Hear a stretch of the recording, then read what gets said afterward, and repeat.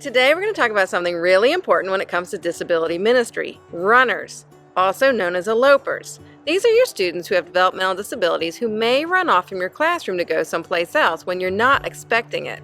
It's a very serious but common concern. So being able to have a plan in place before you need it really matters. We're so glad you're here today.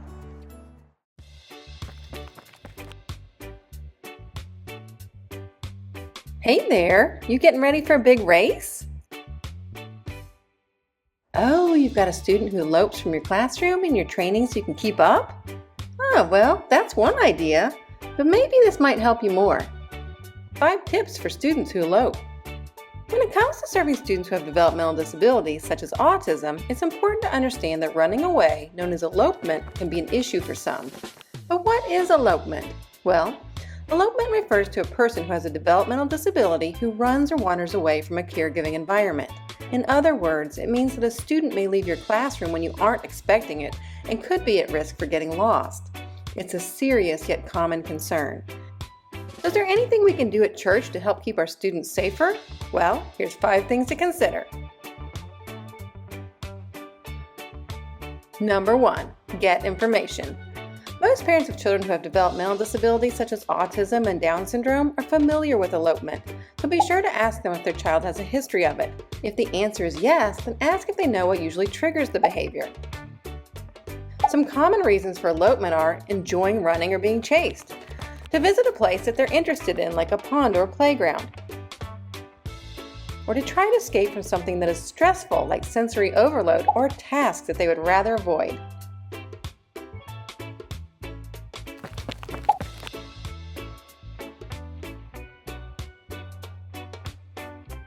Once you know what may be a trigger, ask parents if they found anything to help prevent this behavior. And also be sure to ask if their child does elope, what is the best way to approach them to help them return safely to class.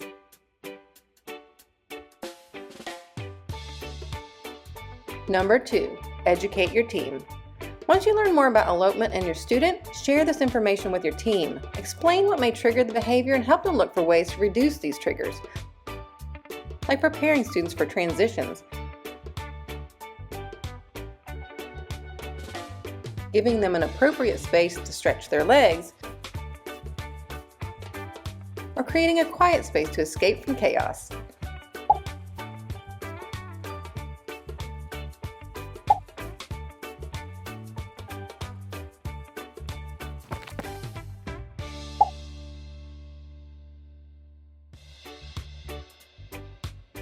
Also, make sure that all exits are secured or monitored and that someone is assigned to keep track of the student throughout the whole service and they know what to do if the child does try to run or wander off.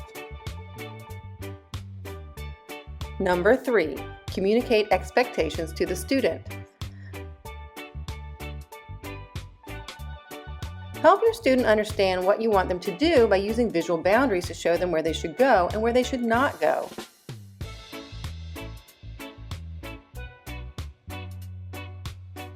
And remember, social stories can also be used to explain expectations and help students know what to do. Number 4, form a safety plan. Talk to your church leadership and parents about creating a safety plan for students who elope. Some things you may consider might be making your security team aware of the child and her history of eloping, keeping current photos and information on file that can be quickly shown to the church if a child is missing, having the student wear some ID, being aware of where all the exits are and having a plan for what to do to get your student back to class safely if she does try to elope.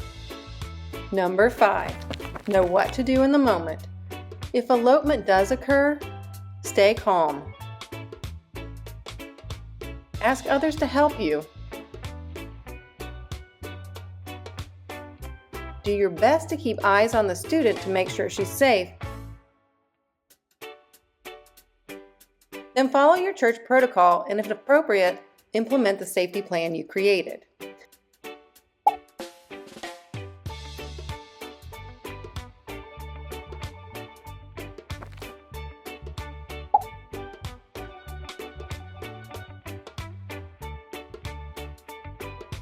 And one more tip here, in the event that a child is missing near water, have someone quickly check by the water. Statistics show that students who elope often go towards ponds, pools, rivers, or other bodies of water, which can increase the risk of drowning. So be sure to have someone check any bodies of water out first. Wow, guess there are some good tips we could learn, but there's one more thing before you go. When it comes to ministry, there is one race that we should always get ready for, the one that God marked out for us. So remember, even on the days when your mission seems hard, if you're where God called you to be, don't give up. Keep on running the race, because what you do matters.